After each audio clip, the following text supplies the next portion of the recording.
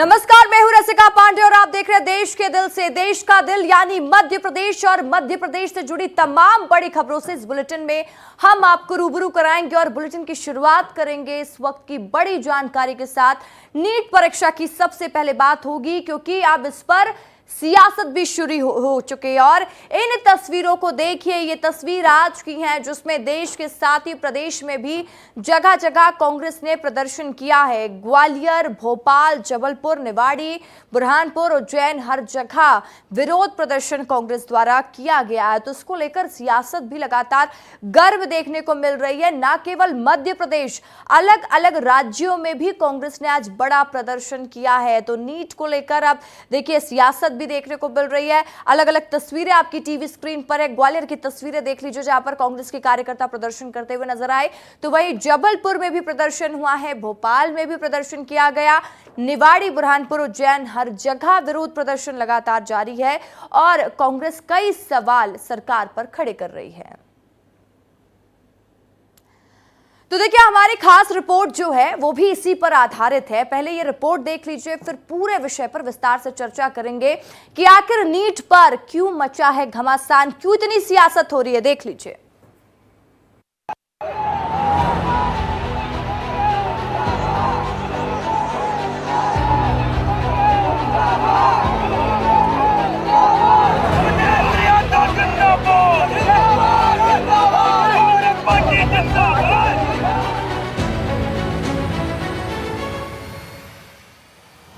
NEET UG परीक्षा 2024 को लेकर अब सियासत शुरू हो गई है। कांग्रेस ने शुक्रवार को देश भर में प्रदर्शन किया। पार्टी ने ये प्रदर्शन नीट परीक्षा में हुई धांधली को लेकर किया। कांग्रेस नीट परीक्षा को रद्द कराने की मांग कर रही है। इसकी आज एमपी में भी देखने को मिली। पूरे प्रदेश में कांग्रेस का हो हल्ला देखने को मिला। बड़े बड़े दिग्गज इस मुहिम में शामिल हुए। बड़े नेताओं ने प्रदेश की राजधानी में मोर्चे को संभाला।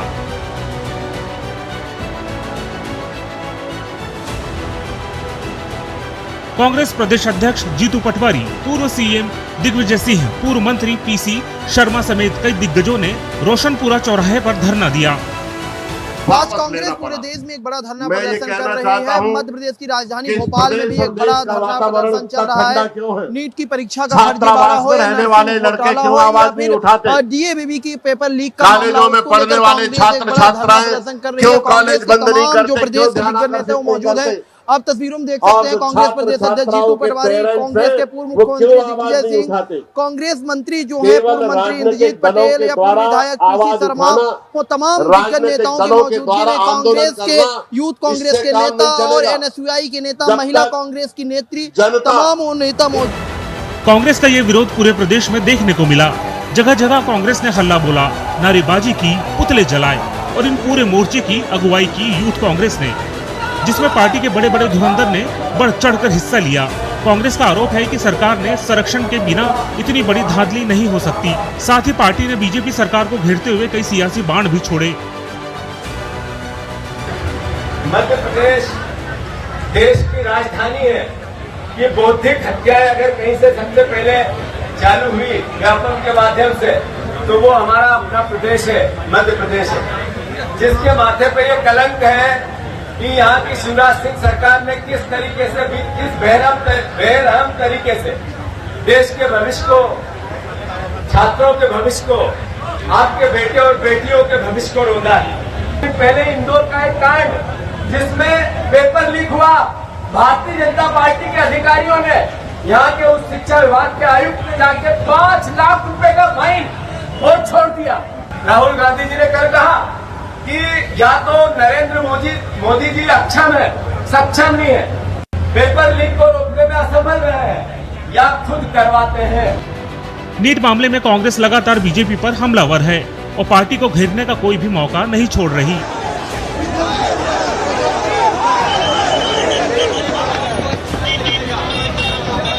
नीट में फर्जीवाड़े का आरोप लेकर कांग्रेस लगातार हो हल्ला कर रही है। मौके पर पहुंचे विस्तार न्यूज से बातचीत करते हुए कांग्रेस के पूर्व विधायक कुणाल चौधरी ने कहा, हम युवाओं की लड़ाई न्याय होने तक लड़ेंगे। जब तक यह तानाशाही खत्म नहीं होगी तब तक हम आवाज उठाते रहेंगे।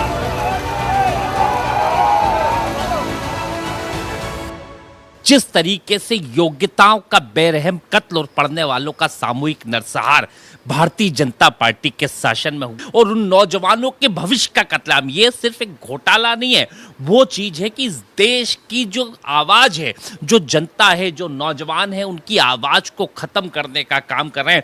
उनके भी परिवारों के बच्चे जिनके घरों पे बीजेपी के झंडे लगे, उनके भी परिवारों के बच्चे इसमें पिसे कि उन नौजवानों के योग्यताओं का कत्ल कराए। स्पष्ट है, कांग्रेस पार्टी नौजवानों के साथ खड़ी, इस परीक्षा को रद्द करना होगा और कहीं ना कहीं युवाओं को न्याय देना होगा।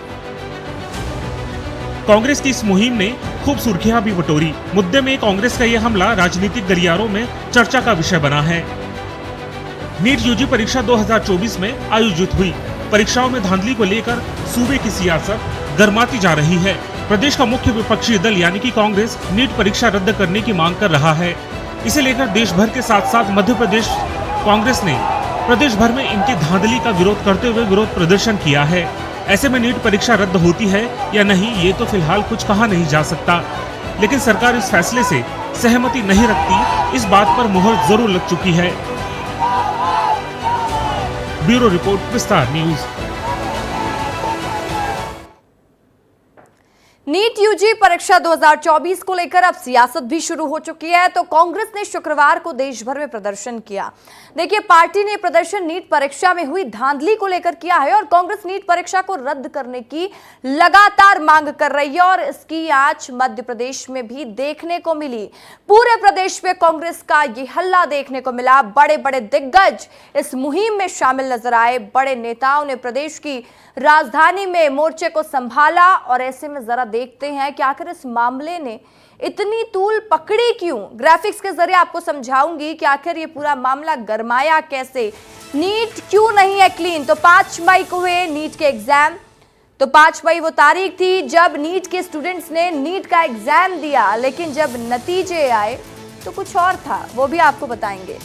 पूरे 67 बच्चों ने टॉप किया, जिसको लेकर लगातार सवाल खड़े हो रहे थे कि आखिर ऐसा कैसे हो सकता है कि 67 स्टूडेंट को एक ही पोजीशन मिली है और वो भी सबकी रैंक 1 बताई जा रही है। और कथित तौर पर पेपर लीक का खुलासा हुआ है, जिसको लेकर कांग्रेस कोई भी कसर नहीं छोड़ रही है कि किस तरीके से केंद्र सरकार को घेरा जा सके। इस पूरे मामले में लगातार कांग्रेस प्रदर्शन कर रही है और बिहार से 4 आरोपियों को गिरफ्तार भी कर लिया गया है। ये पहला कोई पेपर लीक या घोटाला नहीं सामने आया। हमने देखे कि और भी एग्जाम्स में इस तरह की धांधली पाई गई है, लेकिन नीट एग्जाम में जिस तरीके से सियासत को गर्म कर दिया है, आरोपियों ने खरीदा था परीक्षा के पहले ही लीक पेपर। तो आप समझ रहे हैं कि कितना बड़ा रैकेट होता है और किस तरीके से इसका काम किया जाता है। लेकिन उन बच्चों के भविष्य का क्या, जो दिन रात मेहनत करते हैं, पढ़ाई करते हैं और ये सोचते हैं कि हम शायद सेलेक्ट हो जाएंगे, लेकिन अगर पेपर लीक कर दिया जाएगा, इस तरह की धांधली की जाएगी, तो उन बच्चों का भविष्य खतरे में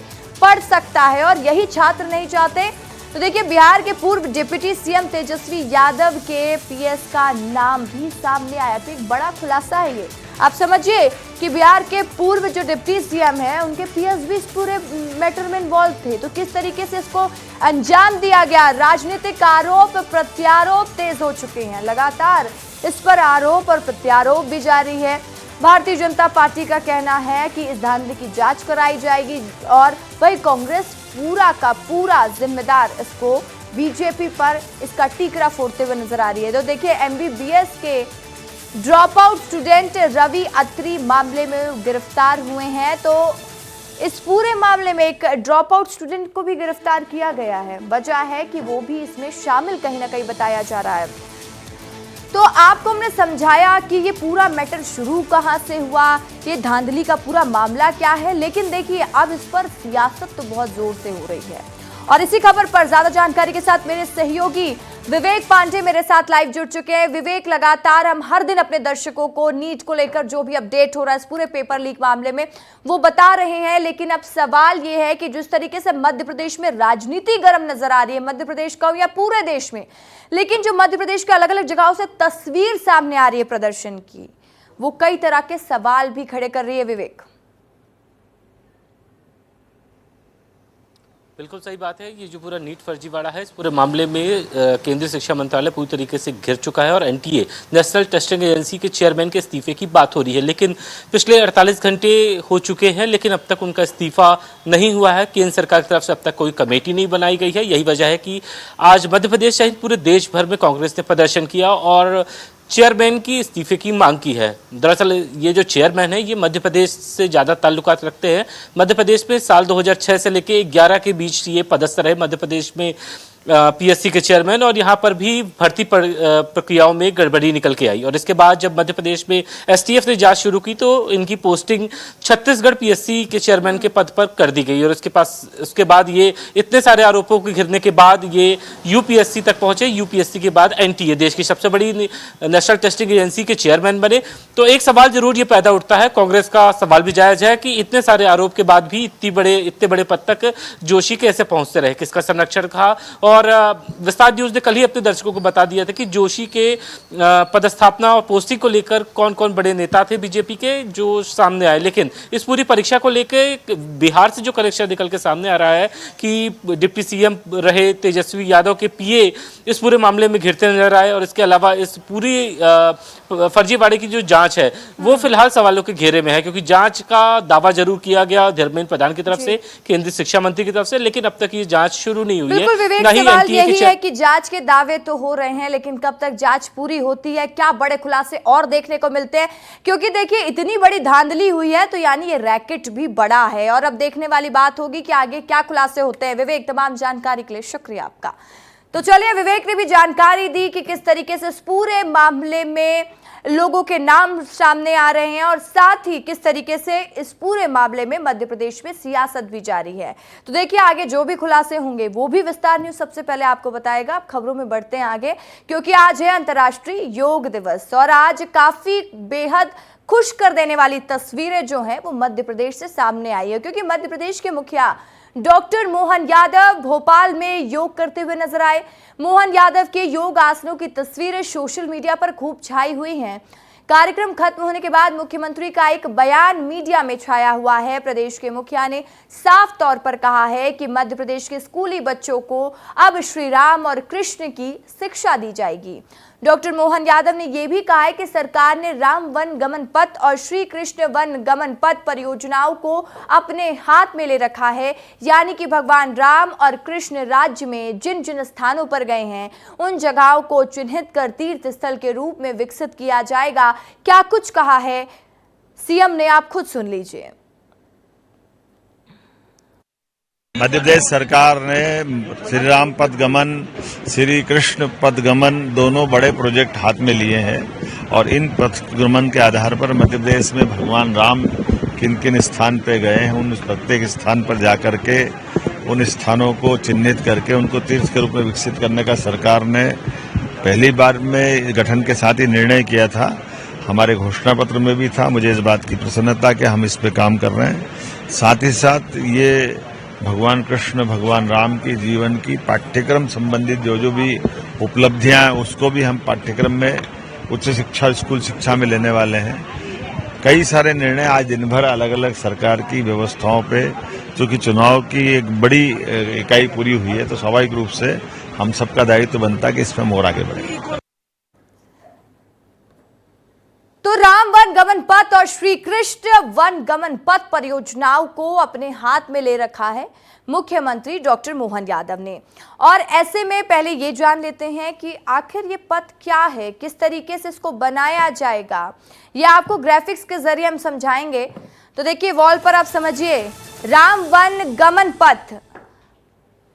तो कामतानाथ मंदिर से इसकी शुरुआत होगी। तो जहां जहां पर प्रभु श्री राम या प्रभु श्री कृष्ण का आगमन मध्य प्रदेश में हुआ था उन जगहों पर तीर्थ स्थल बनाया जाएगा और जहां पर तीर्थयात्री पहुंच सकेंगे और दर्शन कर सकेंगे।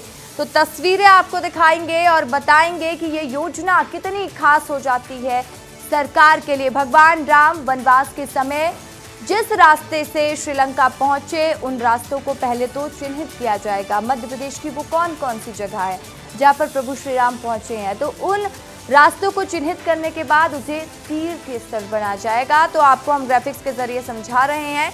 तो देखिए 10 राज्यों से होकर जाता है राम वन गमन पथ।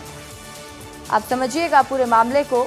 और साथ ही यूपी, मध्य प्रदेश, छत्तीसगढ़, महाराष्ट्र, कर्नाटक इसमें शामिल है। तो इस पूरी योजना का लाभ इन जगहों पर मिलने वाला। आंध्र प्रदेश, तमिलनाडु, तेलंगाना, झारखंड, केरल में भी बनाया जाएगा राम वन गमन पथ, जहां से प्रभु श्री राम गुजरे थे। जब वो श्रीलंका जा रहे थे तो वो किन जगहों से गुजरे थे, उन जगहों को चिन्हित किया जाएगा। मैं बार बार इसलिए आपको जानकारी दे रही हूँ क्योंकि आपके लिए भी बेहद जानना जरूरी हो जाता है कि आपकी सरकार आपके लिए क्या योजना लेकर आ रही है, क्या काम कर रही है। तो सारी चीजें विस्तार से लगातार हम आपको बता रहे हैं। तो देखिए आपने ये तो जान ही लिया कि ये पथ क्या है, किस आधार पर इसको बनाया जाएगा। अब जरा ये भी जान लीजिए कि कहाँ-कहाँ इस परियोजना में सरकार डेवलपमेंट करने वाली है। इस परियोजना के तहत कहाँ-कहाँ पर डेवलपमेंट होगा वो भी पीसीआर एक बार टीवी स्क्रीन पर दे दीजिए, हम अपने दर्शकों को समझा सके कि आखिर किस तरीके से इसका रेनोवेशन किया जाएगा, किस तरीके से प्लानिंग होने वाली है। सब कुछ विस्तार न्यूज़ आपको विस्तार से बताएगा कि सरकार आखिर कैसे डेवलपमेंट करेगी। तो कामतानाथ मंदिर जिसको तीर्थ स्थल बनाया जाएगा और उसको और बेहतर बनाने की कोशिश रहेगी। तो वहीं सती अनुसुईया ये भी एक जगह का नाम है जहां पर राम वन गमन पथ तैयार किया जाएगा। वजह यह है कि यहाँ से प्रभु श्री राम गुजरे थे। मैहर सतना का भी नाम शामिल है। मैहर वैसे भी अपने प्राचीन मूर्ति के लिए भी फेमस है। और साथ ही देखिए किस तरीके से स्फटिक शिला पर भी राम वन गमन पथ बनाया जाएगा। प्रभु श्री राम जहाँ जहाँ से गुजरे थे वहाँ पर तैयार किया जाएगा। बड़वारा कटनी को भी चिन्हित किया गया है। बड़वारा कटनी को ज़्यादा लोग नहीं जानते होंगे, लेकिन वहाँ से प्रभु श्री राम गुजरे थे और यही वजह है कि इस जगह को चिन्हित किया गया। गुप्त गोदावरी सतना का भी नाम शामिल है। बहुत ही खूब सुंदर गुफा है, ये लोग पहुँचते हैं। साथ ही सलेहा मंदिर पन्ना का भी नाम शामिल है। पन्ना के सलेहा मंदिर तो आप पहुंचे ही होंगे और आपने देखा है कि उसको और बेहतर किस तरीके से बनाया जाए। सरकार इस विषय पर काम करेगी। राम मंदिर, तालाधाम सतना, ये तमाम जगह हैं जिसको चिन्हित किया गया है, जहां पर राम वन गमन पथ का बनाया जाएगा और क्या तैयार किया जाएगा सब कुछ विस्तार से बता रहे। तो देखिए शाहपुरा का भी नाम शामिल है जो कि जबलपुर के अंतर्गत आता है।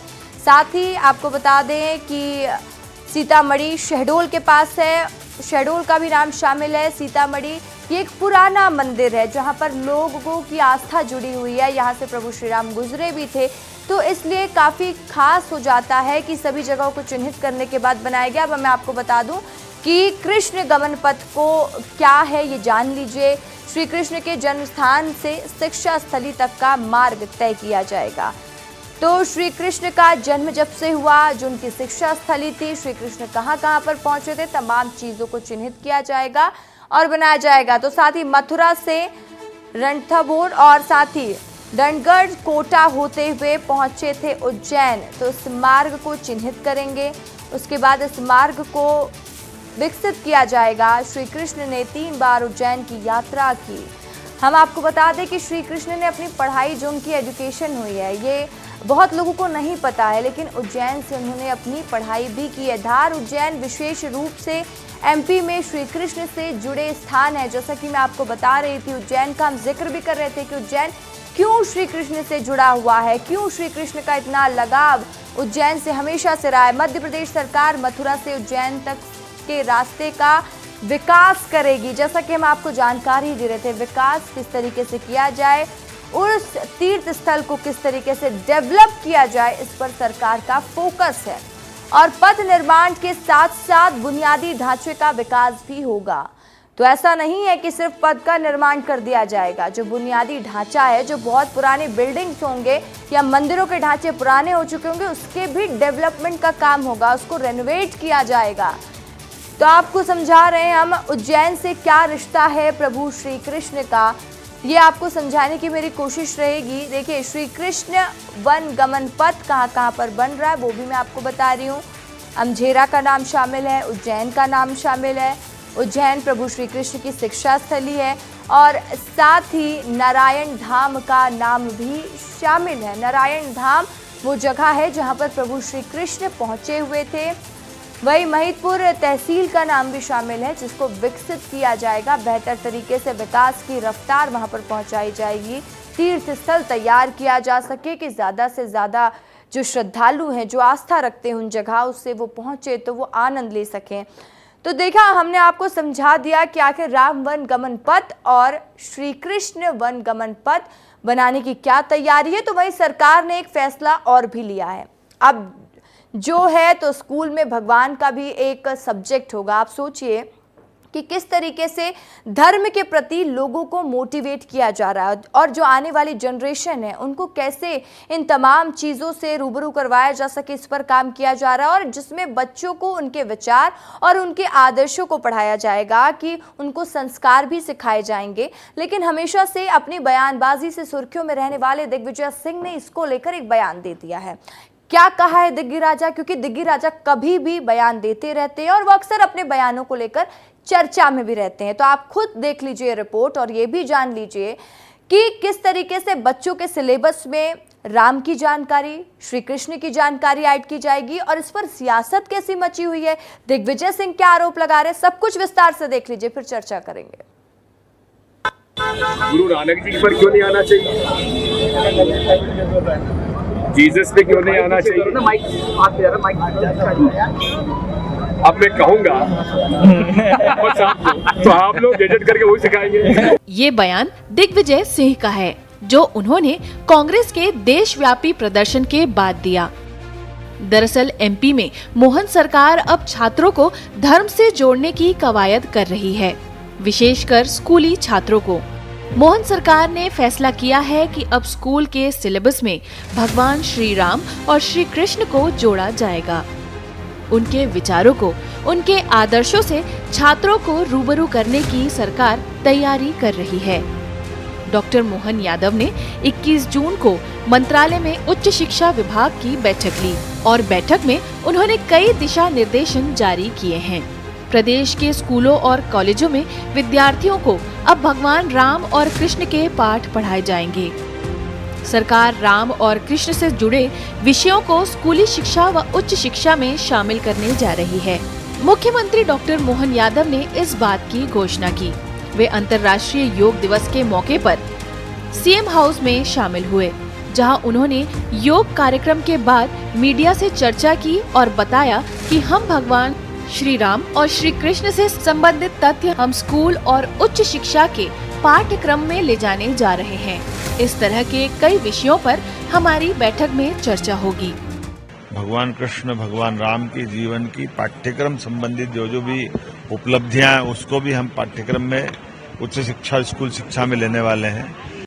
श्री राम भगवान और भगवान श्री कृष्ण को स्कूल के सिलेबस में ऐड करने को लेकर सियासत भी शुरू हो गई है। प्रदेश के पूर्व सीएम दिग्विजय सिंह ने ऐसा बयान दे डाला है, जो राजनीतिक गलियारों में चर्चा का विषय बना हुआ है।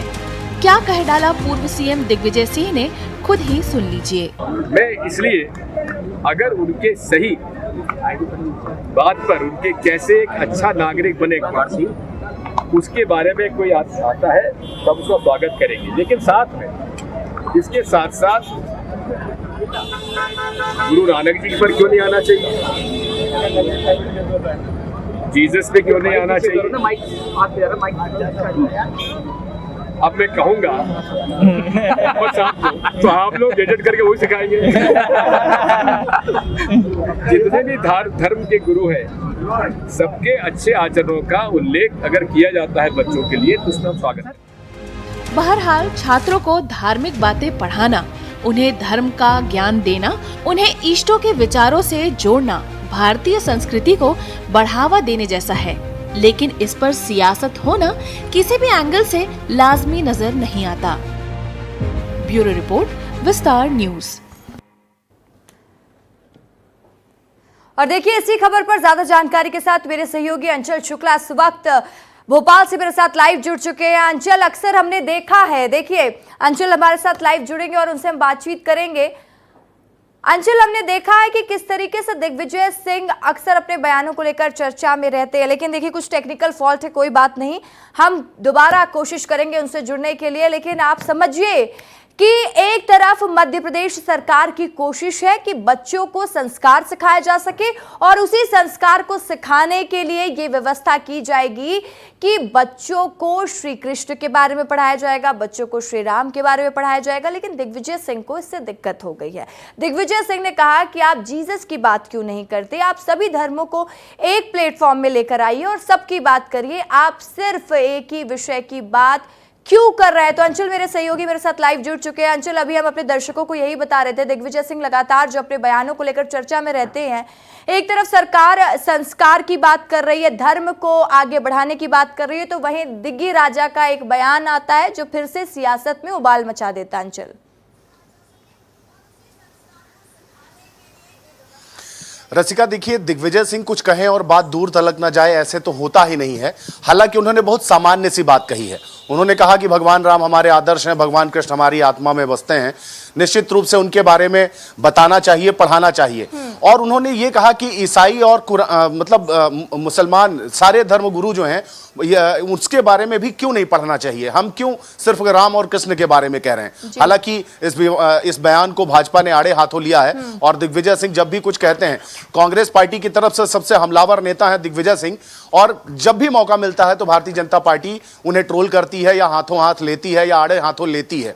और उन्होंने कहा भी, जब ये बयान वो दे रहे थे तो उन्होंने कहा भी कि मीडिया वाले हैं, एडिट करके उसको थोड़ा सा चलाएंगे। मैं कह रहा हूं कि भगवान राम को भी पढ़ाना चाहिए, कृष्ण को भी पढ़ाना चाहिए और साथ में ईसा मसीह को भी पढ़ाना चाहिए और गुरु गोविंद सिंह को भी पढ़ाना चाहिए।